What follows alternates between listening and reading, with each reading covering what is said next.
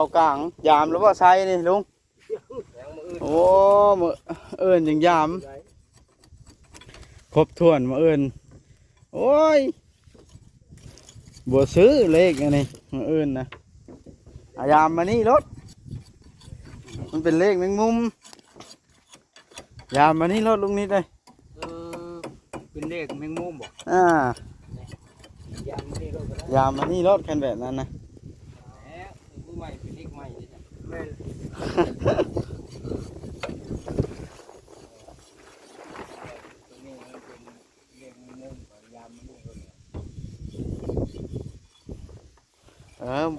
จะเป็นยางดำมันนี่ก็ได้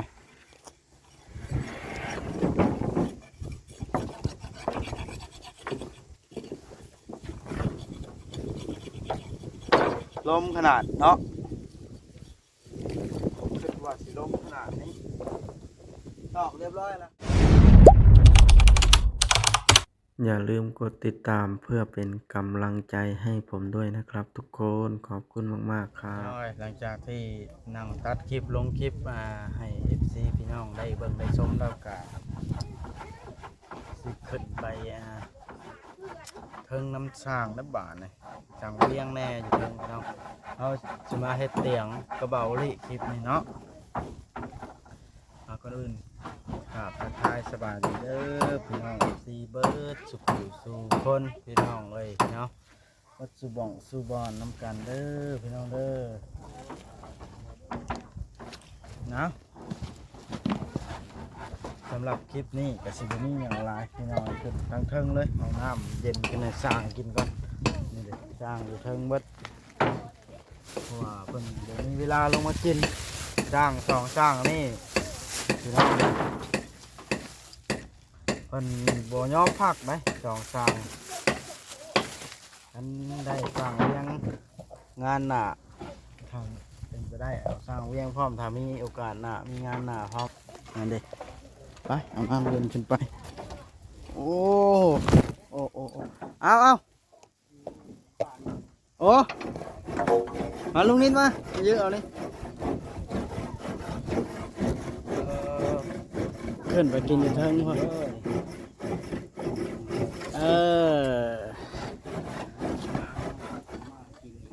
เอาพานขึ้นทางใดนี่โอ้ยเฮ็ดไปละบาทเนี่ยบ่เฮ็ดคันใดบัดผู้เฒ่าบัดขึ้นได้ผู้นุ่มบัดขึ้นยากอันนี้โอ้ยอึ๊บอ๋อจ้ะเป็นลมแท้ขึ้นมาเทิงกันนี่ก็เย็นแล้วมื้อนี้เนาะ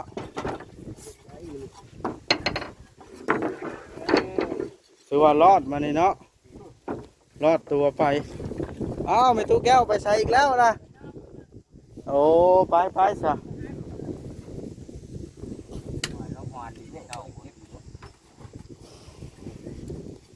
เอาสร้างเวียงขึ้นมาทั้งบายไปจักเช้าแล้วนี่บายไปเช้ากลางยามหรือว่าไซนี่ลุงโอ้มือเอิญยังยามครบถ้วนมาเอิญโอ้ยบัวซื้อเลขอันนี้มาเอิญนะยามมานี่รถมันเป็นเลขแมงมุมยามมานี่รถลุงนิดเลยเป็นเลขแมงมุมบอกยามมานี่รถยามมานี่รถกันแบบนั้นนะผู้ใหม่เป็นเลขใหม่แม่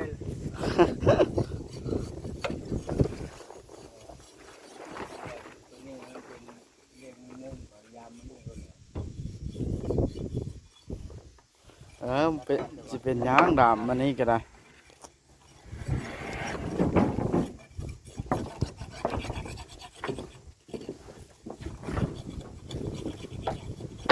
ลมขนาดเนาะผมคิดว่าสิลมขนาดนี้ตอกเรียบร้อยแล้ว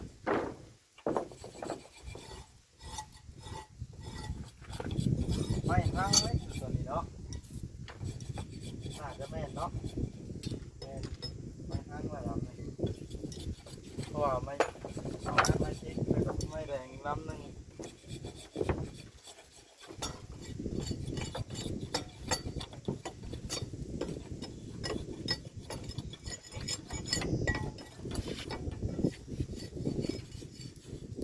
ว่าสิแล้วอยู่ว่าช่างเลี้ยงมาเนี่ย มันจะเนี่ยมืด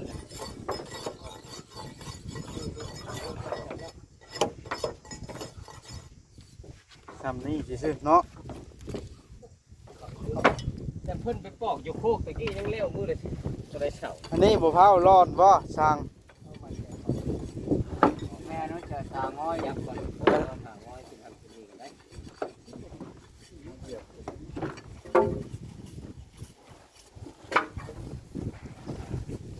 มันคือปอกเสายากย้อนสิดอกโอ้ยอะไรเนาะลมแห้งฮะนี่ อย่าตุ๊บว่ะ บ่มันพัดไม้ดังคู่พัดไม้โทรศัพท์นะแบบงูเห่าเป้าเลยคู่นั่นน่ะบ่เป็นตะพัง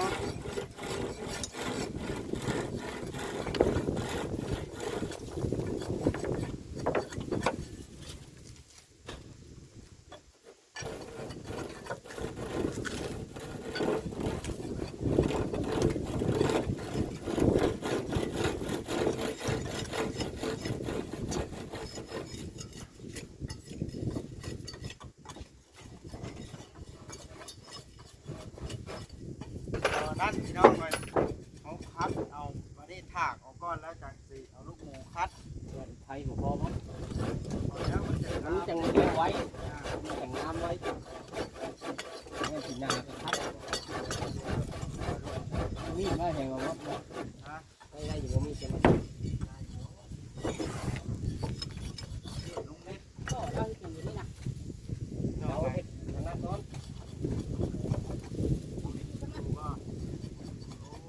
ตัดสูตรดีเลยว่า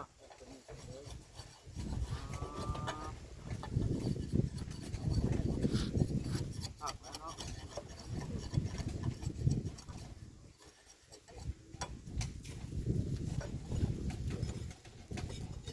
ว้าวง่ายอยู่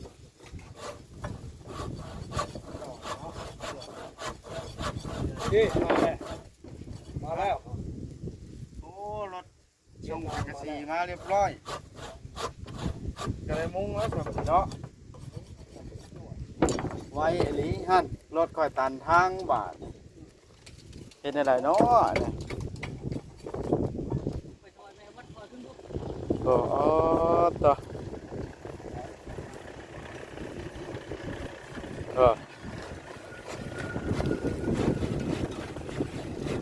มาเรียบร้อยโอ้โหโอ้ไม่อันนั้นนี่ไม่เซอร่ายังบ่ถึงมืออันนั้นอยู่ยังบ่ฮอดอันเครื่องฮะถอยเข้ามาเลย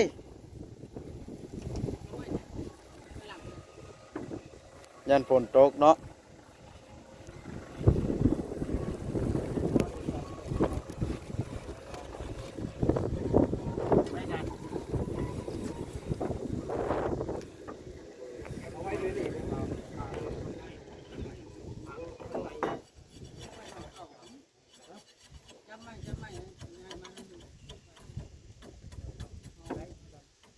ไว้นี่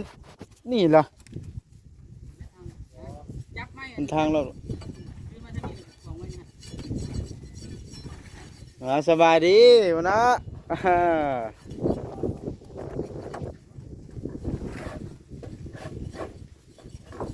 โดนว่าลูซิงมาฮอด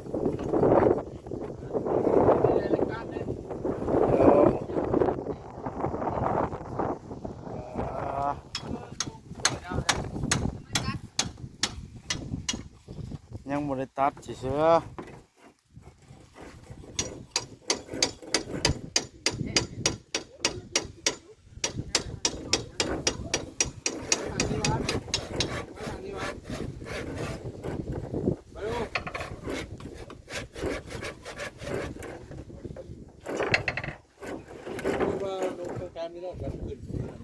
ก็ลงไว้แถวนี้แล้วเราบัดขึ้นมันก็ง่ายอยู่แล้วลงนี่เลยครับจัดแล้วนะห้องเอาลงรถนี่เพราะว่าสิไว้ใต้ลงวางตีนไอ้นี่แหละเอานี่ค่อยเอาเลยขาตีไปดิเอานั่นนี่ฮะเอา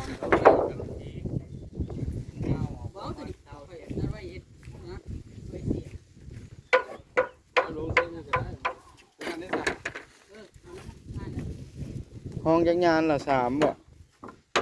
หรือ4 แคมทางนี้บ่หรือทางนี้ทางนี้ทางเจ้ารถ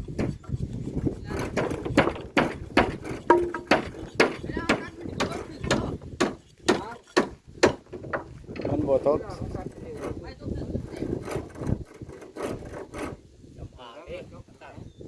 เอาไว้นะฮะนะถือ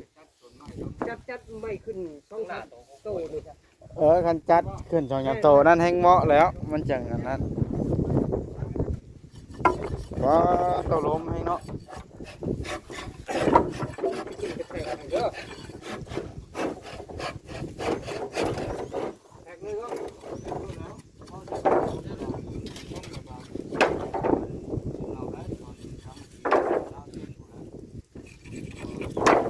เนี่ยนอกเช้าเพิ่นว่าลงนิดเช้าว่าจะว่าสำนั้นแล้วพอดี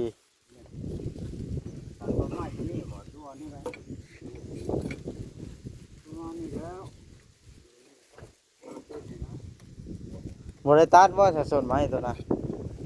นี่แหละสิญัวมันนะ เอาก้อนลมใส่ละ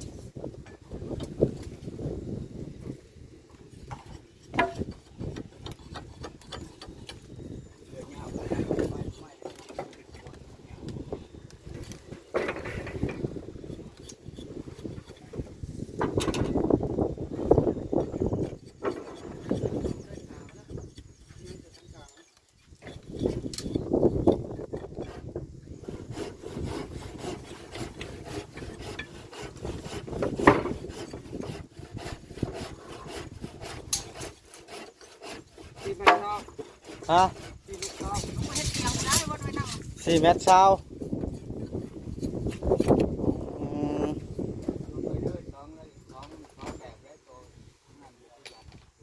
หน้าเฮือน4 เมตรเช้าแท่งตัวนั้นบานในแก้ลงไป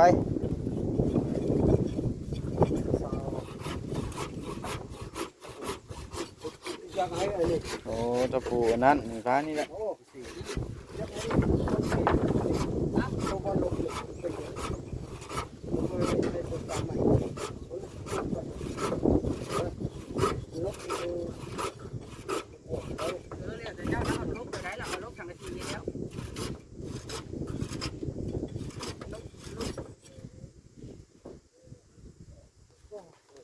30บ่ตรงนั้นนกเช้าเส้นบ่ ชาเส้นหนูลุงนิดว่า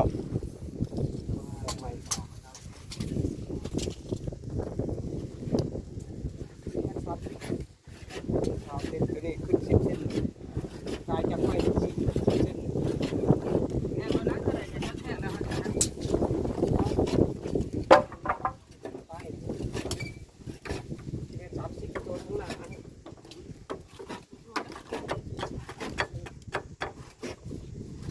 ว่าหาลงก็แหกสังกะสีบ่ว่าให้เนาะ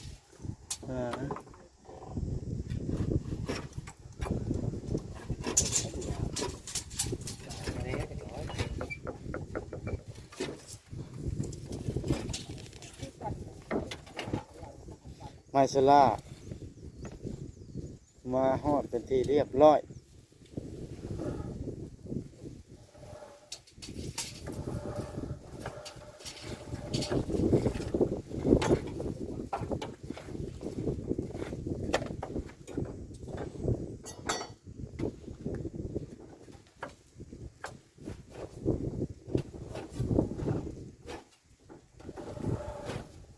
เห็ดโค้งขึ้นใช้ทั้งอาลูซิ่งทั้งไม้เซอร่าแก้สำบาย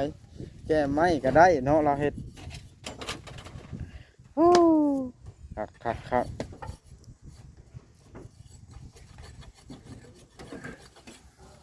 เริ่มถือเกิบขึ้นมา ไม่ได้เตรียมคนก็จะไม่ได้นั่งทานกินข้าว อึบ ตัดละ อ้าว ได้เตรียมไม่ทำนั่นทานนั่งกินข้าวเลย มึงไม้เซอร่าก่อนสีหยังนี่โอ้สีเฮือนป้าแต๋ว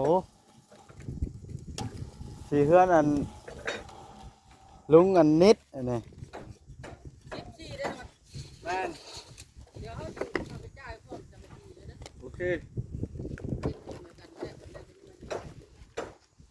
ว่ามันข้าวตัวนี้มันเป็นล็อตนั่นแหละ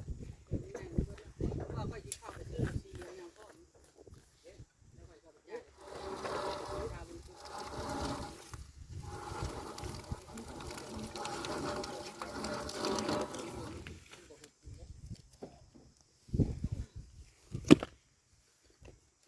ส่งได้ทันใจอะไรเนาะ บัดใดอันรู้สิ่งใดขนาดอันนั้นเด้อสิจัดไว้สิจัดไว้นะมันจะบ่ได้มันมีเที่ยวที่เอามาเลยนะ เขาสิเช็ดบ่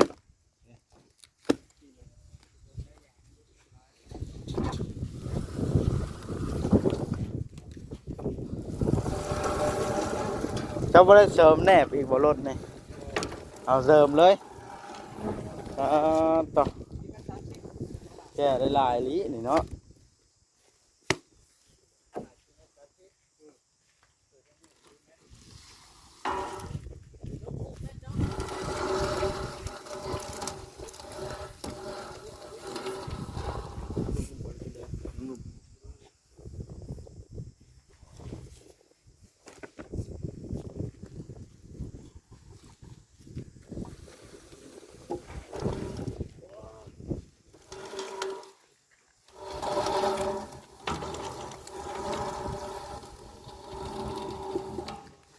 โอ้คำบ่มีเป็นตู้แก้วเผานี่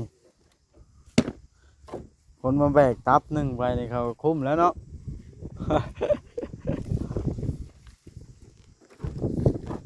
เอาพี่น้องเอาสิไปกะเตรียมเฮ็ดเตียงก่อนบ้านนะ เอาตัดให้เอาตัดเป็น แดดละเด้นี่เนาะ มาตู้น้ำมันกินเด้อ อืมแดด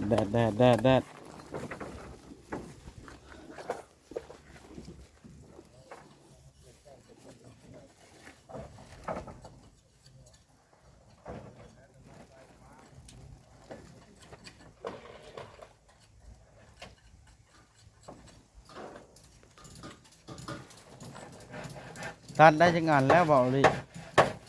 จัดการนะ ฮะ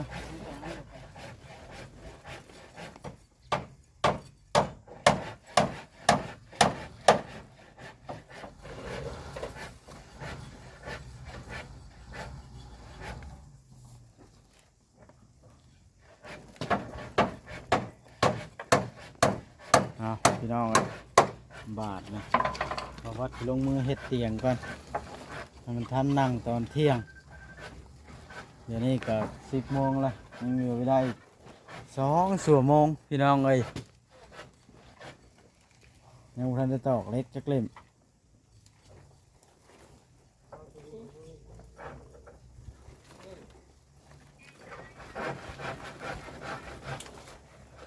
มีบ่เดี๋ยวผมมีครับเบิดครับมันได้กินยังเนาะมันได้กินยังมันเนาะอยู่ตายเลย นี่ยัง โอเคคือปลามันต้องเป็นคือปลามันต้องเหมือนเด้อมันมีงัวน้ำเฮ็ดเตียงมันท่านั่งเด้อคือปลามันต้องเด้อ ทานนั่งอยู่ดอกเฮ็ดเตียงเฮ็ดตัดขาซ้ำเพียงกันคักแล้วบ่ขามัน เลี้ยงแล้วจะต่อข้างมันเอา เพียงแล้วบ่อ่า เด็ดเถิดตั้งไว้เลยเฮ็ดได้ไหม กาจบคลิปก่อน เดี๋ยวคลิปแล้วมันตัดคลิป บริตัดได้สิตอกอันนี้เลยแล้ว อันนี้ได้เพียงกันไปแล้วนี่เสร็จใหญ่หมนเลย ตัวหนึงน่ะ170ตัวหนึงน่ะ2 เมตร โอ้เอาพี่น้องในบาทนะในใช้คอนตีนะ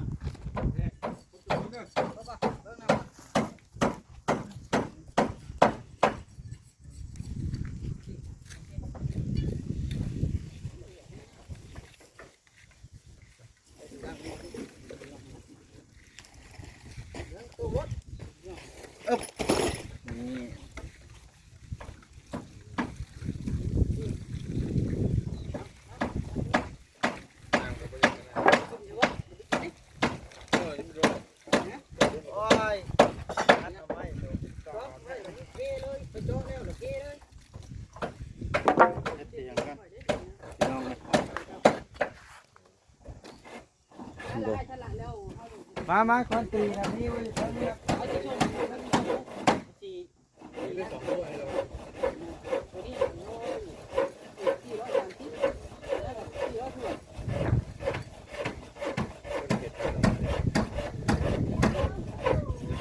เพราะว่าเขาจะเอาข้างละ6แผ่นเด้เราลดมันก็6แผ่น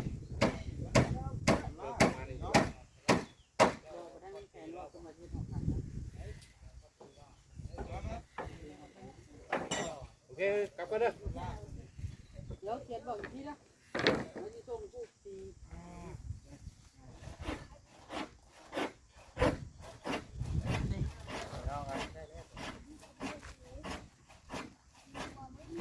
สั่งต้มเดียวกับนันเทล่าเลย มันยังนี่ฮักเราบ่ได้ตอกซับโอ้ย ท่านได้ตอบกับมิตรว่าเขานั่นเขาแม่มันบ่นะ ตายแล้วไปเลือกเอาไว้สมมุติเป็นตา ลองตัดตัวนี้มันทำกันใช่แล้ว ไก่น้ำเบาโอลิเอบาทเนี่ย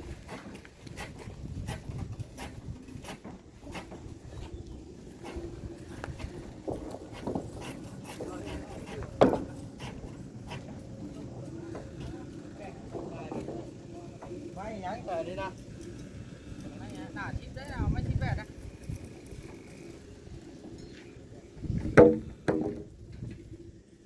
โอ้ย มาน้ำแข็งยืนลงมาดูลุง